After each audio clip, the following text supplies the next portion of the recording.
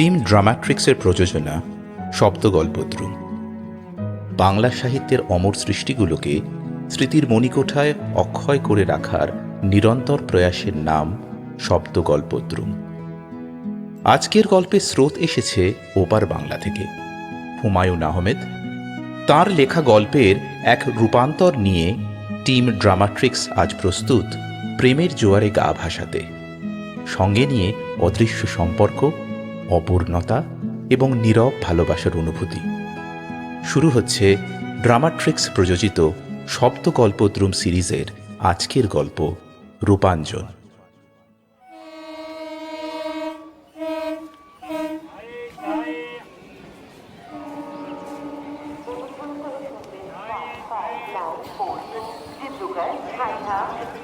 নির্ধারিত সময় 13টা বেজে 35 মিনিটে, এটি 3 ঘন্টা দেরিতে 16টা বেজে 35 মিনিটে আসবে। আপনার অসুবিধের জন্য আমরা দাদা, আপনি কি একটা ইন্টারেস্টিং গল্প শুনতে চান? আমি ভদ্রলোকের দিকে অবাক হয়ে তাকালাম। কিছুক্ষণ আগেই তার সঙ্গে আলাপ হয়েছে, তাও এমন কোনো আলাপ নয়। আমি ট্রেনের জন্য অপেক্ষা করছি কিনা জানতে চাইলেন। আমি বললাম হ্যাঁ, এবং ভদ্রতা করে জানতে চাইলাম আপনি কোথায় যাচ্ছেন। ভদ্রলোক হাসি মুখে বললেন, আমার নাম অঞ্জন। আমি কোথাও যাচ্ছি না, আমি আমার স্ত্রীকে রিসিভ করতে এসেছি। ও নৈহাটি থেকে আসছে, বুঝলেন তো। কিন্তু ট্রেন ঘন্টাখানেক লেট, ফিরে যেতে ইচ্ছে করছে না। বাড়ি যাব, আবার আসবো, তাই ভাবলাম একটু অপেক্ষা করি। তার সঙ্গে এইটুকুই আমার আলাপ। এই আলাপের সূত্র ধরে কেউ যখন বলে, ভাই আপনি কি একটা ইন্টারেস্টিং গল্প শুনতে চান, তখন খানিকটা হলেও বিস্মিত হতে হয়। অপরিচিত লোকের কাছ থেকে গল্প শোনার আগ্রহ আমার কম। তাছাড়া আমি আমার দীর্ঘদিনের অভিজ্ঞতায় লক্ষ্য করেছি, ইন্টারেস্টিং গল্প বলে যে গল্প শুরু হয় সে গল্প কখনোই ইন্টারেস্টিং হয় না। আমি কিছু না বলে চুপ করে রইলাম। ভদ্রলোক বুদ্ধিমান হলে আমার চুপ করে থাকার অর্থ বুঝতে পারবেন, আর বুদ্ধিমান না হলে এই গল্প তো আমাকে শুনতেই হবে। দেখা গেল ভদ্রলোক মোটেই বুদ্ধিমান নন। পকেট থেকে পানের কৌটো বের করে পান সাজাতে সাজাতে গল্প শুরু করলেন। আপনি আপনি নিশ্চয়ই খুব বিরক্ত হচ্ছেন আমার পরে, না? নিতান্তই অপরিচিত একজন মানুষ হড়বড় করে গল্প বলা শুরু করেছে। বিরক্ত তো হওয়ারই কথা। কিন্তু কিন্তু সমস্যাটা কি জানেন? আজ আমার একটা বিশেষ দিন, আর এই বিশেষ দিনে আমার এই মজার গল্পটা কাউকে না কাউকে ভীষণ বলতে ইচ্ছে করে, জানেন তো। যদি অনুমতি দেন তাহলে গল্পটা বলি। বলুন। আপনি কি পান খান? পান? আগে না। একটু একটু খেয়ে দেখুন, মিষ্টি পান, খারাপ লাগবে না। আপনি কি বিশেষ দিনের গল্পের সঙ্গে সঙ্গে সবাইকে পানও খাওয়ান নাকি? ভদ্রলোক হেসে ফেললেন, আন্তরিক ভঙ্গিতেই হাসলেন। ভদ্রলোকের বয়স ওই 40-এর মতো হবে। অত্যন্ত সুপুরুষ। ধবধবে সাদা পাজামা পাঞ্জাবিতে তাকে চমৎকার মানিয়েছে। মনে হচ্ছে তিনি স্ত্রীর জন্য খুব সেজেগুজেই এসেছেন। গল্পটা প্রায় 20 বছর আগের কথা। আমি তখন কলকাতা বিশ্ববিদ্যালয় অনার্স পড়ছি, পদার্থবিদ্যায়। এখানে অন্ধকার বলে আপনি সম্ভবত আমাকে পরিষ্কার দেখতে পাচ্ছেন না। আলো থাকলে বুঝতেন আমি বেশ সুপুরুষ। 20 বছর আগে রাজপুত্রের মতন দেখতে ছিলাম। ছাত্রমহলে আমার নাম ছিল দ্য প্রিন্স। কিন্তু মজার ব্যাপারটা হচ্ছে কি জানেন তো, মেয়ে মহলে আমার কোনো পাত্তা ছিল না। আপনি ব্যাপারটা লক্ষ্য করেছেন কিনা আমি জানি না, কিন্তু দেখবেন যে পুরুষদের রূপের প্রতি না মেয়েরা কখনো আকৃষ্ট হয় না। পুরুষদের সব কিছুই তাদের চোখে পড়ে, রূপ চোখে পড়ে না। বিশ্ববিদ্যালয়ের জীবনে কোনো মেয়ে আমার সঙ্গে ভাব করার জন্য ভাবেনি, কিংবা কিংবা কথা বলার জন্য এগিয়েও আসেন। আমি নিজে থেকেও এগিয়ে যাইনি, কারণ কি জানেন, আমার আমার তোতলামি আছে, কথা আটকে যায়। আমি ভদ্রলোককে থামিয়ে দিয়ে বললাম, কই, আমি তো কোনো তোতলামি দেখছি না, আপনি তো চমৎকার কথা বলে যাচ্ছেন। বিয়ের পর না আমার আমার তোতলামি সেরে যায়। বিয়ের আগে প্রচণ্ড রকম ছিল, অনেক চিকিৎসাও করিয়েছি। মার্বেল মুখে দিয়ে কথা বলা থেকে শুরু করে হোমিওপ্যাথি ওষুধ, পীর সাহেবের তাবিজ, কিছুই বাদ দিইনি। যাই হোক, আমি আমি আমি আমি গল্পে ফিরে যাই। আমার সাবসিডিয়ারি ছিল ম্যাথ এবং কেমিস্ট্রি। কেমিস্ট্রি সাবসিডিয়ারিতে একটা মেয়েকে দেখে আমার প্রায় দম বন্ধ হয়ে যাওয়ার মতন অবস্থা হলো। কি মিষ্টি চেহারা, দীর্ঘ পল্লব, ছায়াময় চোখ, সেই চোখ সব সময় হাসছে। আচ্ছা দাদা, আপনি কি কখনো প্রেমে পড়েছেন? আগে না। প্রেমে না পড়লে আমার সেই সময়কার মানসিকতা আপনাকে বোঝাতে পারবো না। আমি প্রথম দিন মেয়েটিকে দেখেই পুরোপুরি অসুস্থ হয়ে পড়লাম। সারা রাত ঘুম হলো না। প্রচন্ড জল তেষ্টায় একটু পর পর গলা শুকিয়ে যায়। জল খাই আর বারান্দায় হাঁটাহাঁটি করি, জল খাই আর শুধুই বারান্দায় হাঁটাহাঁটি করি। সপ্তাহে আমাদের দুটো মাত্র সাবসিডিয়ারি ক্লাস। রাগে দুঃখে না আমার কাঁদতে ইচ্ছা করত। প্রতিদিন একটা করে সাবসিডিয়ারি ক্লাস থাকলে কি ক্ষতি হতো? সপ্তাহে দুটো ক্লাস মানে তো 50 মিনিট করে 100 মিনিট। এই 100 মিনিট চোখের পলকে শেষ হয়ে যায়। তাছাড়া সেটা মেয়েটা খুব ক্লাস ফাঁকি দেয়, জানেন তো। এমনও হয়েছে যে সে পরপর 2 সপ্তাহ কোনো ক্লাসই করেনি। তখন তখন তখন আমার কি ইচ্ছে করতো জানেন? তখন ইচ্ছে করতো যে লাফ দিয়ে হোস্টেলের ছাদ থেকে নিচে পড়ে সমস্ত জ্বালা যন্ত্রণার অবসান ঘটাই। সে যে কি ভয়াবহ কষ্ট আপনি বুঝবেন না, কারণ কারণ আপনি তো কখনো প্রেমে পড়েননি। কই, মেয়েটার নামই তো বললেন না। তার নাম কি?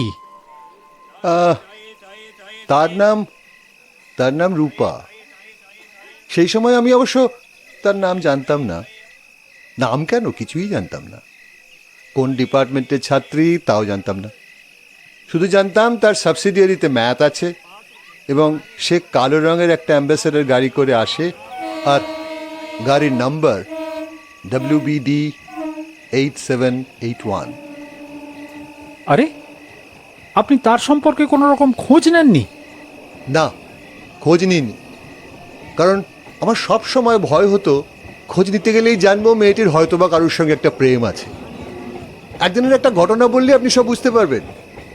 সাবসিডিয়ারি ক্লাসের শেষে আমি হঠাৎ লক্ষ্য করলাম মেয়েটা হেসে হেসে একটা ছেলের সঙ্গে গল্প করছে। আমার সমস্ত শরীর কাঁপতে লাগলো, মনে হলো আমি অজ্ঞান হয়ে পড়ে যাব। বাকি সব ক্লাস বাঙ্ক করে ঘরে ফিরে এলাম, আর কিছুক্ষণের মধ্যেই সমস্ত শরীর কাঁপিয়ে জ্বর এলো। আশ্চর্য তো বটেই। পুরো 2 বছর আমার এইভাবে কাটলো। পড়াশোনা মাথায় উঠলো। তারপর একদিন অসীম সাহসের সঙ্গে একটা কাজ করে ফেললাম। গাড়ির ড্রাইভারের কাছ থেকে বাড়ির ঠিকানাটা জেনে নিলাম। তারপর মেয়েটিকে সম্বোধনহীন একটা চিঠি লিখে ফেললাম। কি লিখেছিলাম এখন আর তেমন মনে নেই, তবে চিঠির বিষয়বস্তু হচ্ছে আমি তাকে বিয়ে করতে চাই, তাকে রাজি হতেই হবে। রাজি না হওয়া পর্যন্ত আমি তাদের বাড়ির সামনে না খেয়ে পড়ে থাকব, যাকে পত্রিকার ভাষায় বলে আমরণ অনশন। স্যার, গল্পটা আপনার কাছে ইন্টারেস্টিং মনে হচ্ছে তো? হ্যাঁ, হচ্ছে। তারপরে কি হলো বলুন। চিঠিটা ডাকে পাঠিয়ে দিলেন? নিজেই হাতে করে নিয়ে গেলাম।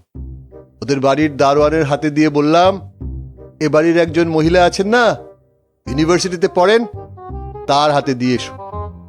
দারোয়ান লক্ষ্মী ছেলের মতন চিঠি নিয়ে চলে গেল এবং কিছুক্ষণের মধ্যেই ফিরে এসে বলল, দিদি বলতিছেন তিনি আপনাকে চিনেন না।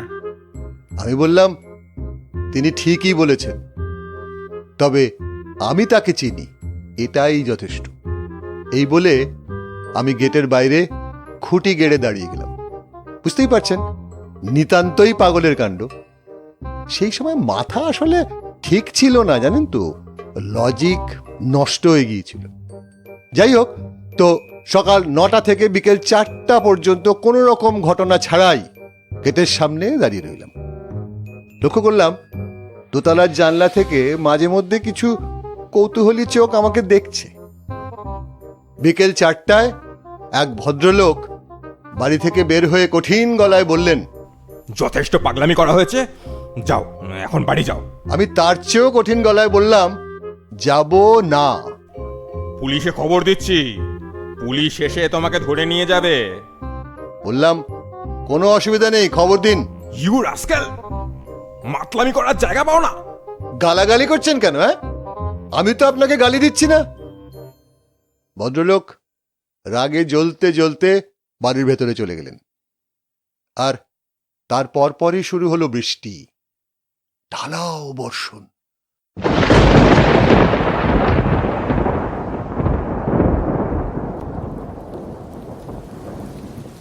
আমি ভিজছি নির্বিকার ভঙ্গিতে, সঙ্গে সঙ্গে বুঝছি যে জ্বর এসে যাচ্ছে। সারাদিন রোদে পড়ার পর এই ঠান্ডা বৃষ্টিটা সহ্য হবে না। তখন একটা বেপরোয়া ভাব এসেছে, যা হবার হবে। ক্ষুধায় ক্লান্তিতে শরীর অবসন্ন, মাঝে মাঝে মনে হচ্ছে এই বুঝি মাথা ঘুরে পড়ে গেলাম। ইতিমধ্যে আমি আশপাশের মানুষদের কৌতূহলী দৃষ্টি আকর্ষণ করতে সমর্থ হয়েছি। বেশ কয়েকজন আমাকে জিজ্ঞেস করলেন, ও দাদা, কি হয়েছে? এখানে বসে বসে ভিজছেন কেন? আমি তাদের সবাইকে বলেছি, আমাকে নিয়ে ভাববেন না, আমি একজন পাগল মানুষ। মেয়েটির বাড়ি থেকেও হয়তো টেলিফোনে এই ঘটনার কথা কাউকে কাউকে জানানো হয়েছে। 3টে গাড়ি তাদের বাড়িতে এলো। গাড়ির আরোহীরা রাগী ভঙ্গিতে আমার দিকে অনেকক্ষণ তাকিয়ে ভেতরে ঢুকলেন।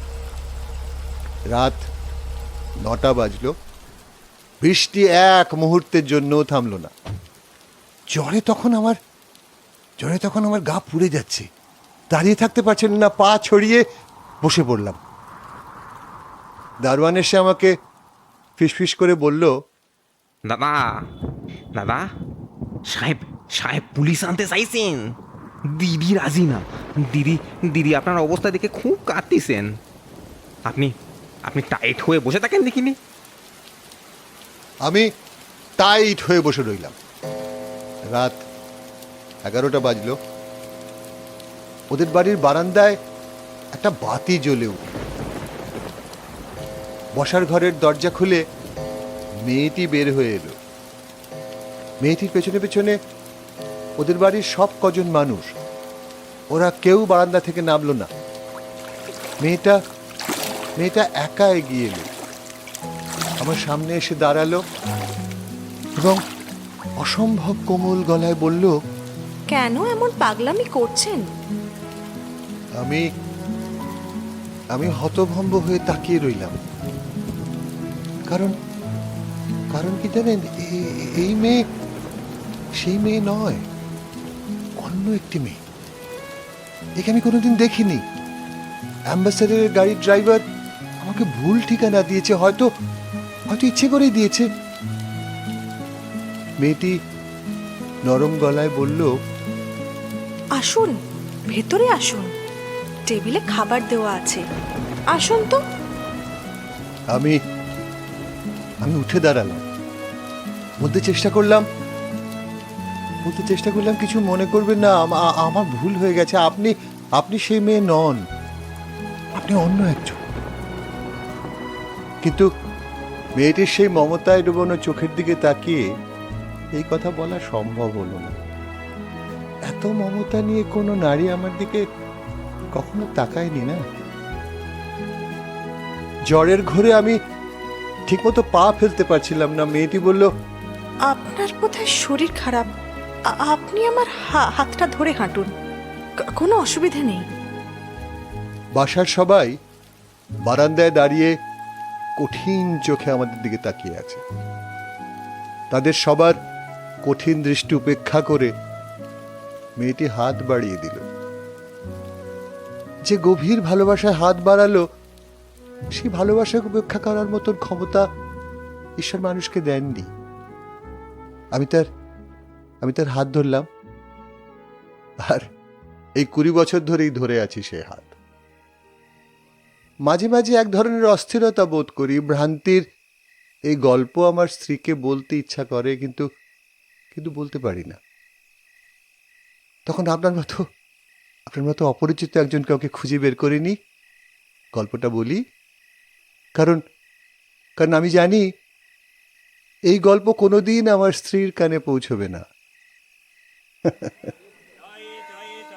আচ্ছা দাদা, উঠি। হ্যাঁ, আমার ট্রেন এসে গেল। ভদ্রলোক উঠে দাঁড়ালেন। দূরে ট্রেনের আলো দেখা যাচ্ছে, রেল লাইনে ঘর ঘর শব্দ উঠছে। ট্রেন সত্যি সত্যিই এসে গেল।